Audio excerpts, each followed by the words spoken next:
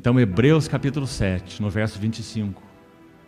Antes, como dissemos, já havia sido dito, ele exerce um sumo sacerdócio celestial, não conforme lei de mandamento carnal, como os filhos de Levi exerciam. Vem um sacerdote, morre, vem outro sacerdote, morre, porque eles eram homens sujeitos à limitação. Eles eram impedidos pela morte, grande inimigo.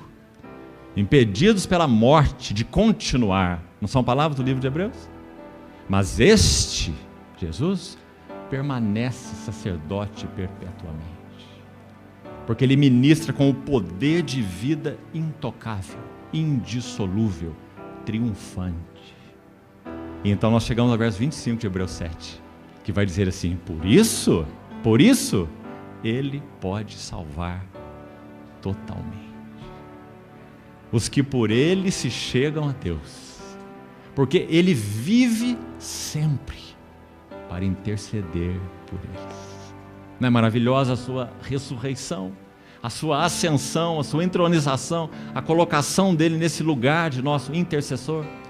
Porque o sumo sacerdote, quando entrava no Santo dos Santos, no dia da expiação, uma vez por ano, ele carregava no peitoral 12 pedras, tipificando os 12 filhos de Israel, mas também carregava nos ombros 2 pedras de ônix, e sobre cada pedra gravados 6 nomes dos filhos de Israel. 12 pedras no peito, 12 pedras no ombro. Qual é a realidade do Novo Testamento sobre essa tipologia? Qual é? É que o nosso Senhor Jesus, o eterno sumo sacerdote, do qual aquele era apenas uma figura, ele intercede, ombros, fala de intercessão, suporte. Ele intercede pelos mesmos pelos quais ele fez expiação. Pedras no seu peito fala de expiação. Pedras nos seus ombros fala de intercessão. Então esse sumo sacerdote vai orar assim em João 17: não rogo pelo mundo.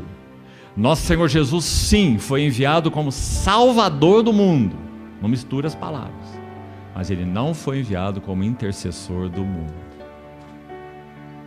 Ele é intercessor apenas dos que creem. Não intercedo pelo mundo, mas intercedo pelos que me deste, porque eles são teus. Que maravilhoso intercessor nós temos. Porque nós pregamos o Evangelho ao mundo, para que aqueles que não conhecem o Senhor sejam salvos, e então tenham aquele que vive para interceder por eles, realizando neles essa tão grande salvação. Nós não sabemos se foi Lucas que escreveu Hebreus, mas está aí uma ótima sugestão. Porque há muitas palavras que só aparecem em Lucas, Atos e Hebreus. Você acha que é por acaso? Eu acho que não. Então, quando Lucas usa essa expressão, ele pode salvar totalmente, ela só aparece uma outra vez nas Escrituras, em Lucas 13:11, essa palavra. E lá vai falar de uma jovem possessa de um espírito de enfermidade há 18 anos, que andava encurvada sem de modo nenhum poder se endireitar. Então aquela palavra que foi traduzida lá para sem de modo nenhum poder endireitar-se, é a palavra que Lucas usou em Hebreus 11, dizendo que esse nosso grande sumo sacerdote vive para interceder por nós. Quem éramos nós? Nós éramos esses possessos, escravos, filhos da desobediência e escravos de toda sorte de paixões e prazeres, filhos da ira como os demais. Estávamos debaixo da ação desse espírito ante-Deus, Efésios capítulo 2, diante do qual nós não tínhamos nenhuma outra alternativa, senão nos submeter. Esse éramos nós. Então o nosso intercessor nos tirou dessa condição, mas mais que isso, ele se tornou para nós aquele que pode nos endireitar totalmente. Aqueles que eram encurvados e então só olhavam assim para baixo, podem ser endireitados, porque ele vive para interceder por eles. Então, amados irmãos, no que concerne a ressurreição do nosso Senhor Jesus, foi através dela que ele pôde compartilhar com os seus eleitos a sua vida ressurreta. Por isso é que ele soprou sobre eles. Então, nosso Senhor, enfim, ele compartilha a sua vida ressurreta quando do derramamento ou da dispensação do Espírito Santo. Então, quando o Espírito Santo vem habitar em nós, nós temos nada mais, nada menos do que a vida de Cristo em nós. Por isso ele diz, se o grão de trigo caindo em terra não morrer, fica só. Mas se ele morrer, produz muito fruto. A vida que agora eu vivo na carne, vivo pela fé do Filho de Deus, que me amou e a si mesmo se entregou por mim. A ressurreição do Senhor Jesus é um fato histórico e é um fato espiritual.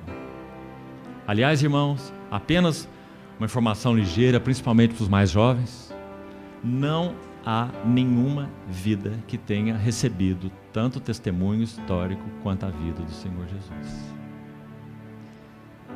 Quando você aborda a história simplesmente como história, não há nenhum livro, nenhuma vida do nosso Senhor Jesus, e nenhum livro que tenha tanto embasamento histórico quanto a Bíblia. Nenhum.